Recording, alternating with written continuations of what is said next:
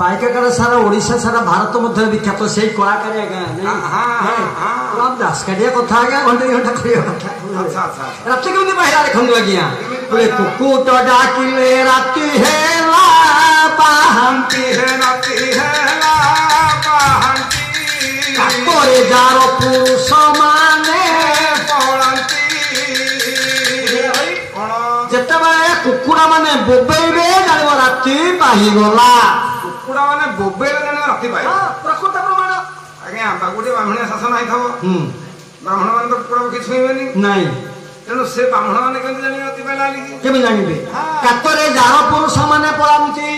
jar पुरुष माने bit पुरुष माने बिट नायिका मानक पाखरे बेशाळ दे रात्रि यापन करिथांती राति पाहिगलार जानि भयवशत बेशाळ गला बेले राति पाहिगला जोटे सिना बेशाळ थबो कि जार पुरुष जो गारे थेबे सिना से गार को जानिबे सब गारे को जार पुरुष अछंदी ना नाही तो एतर कोन देउना भडा आनी थकी से मिसी की कथा ना ना कथा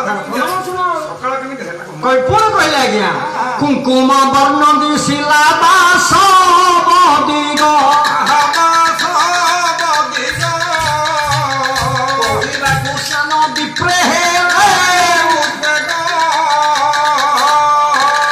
बाबू माने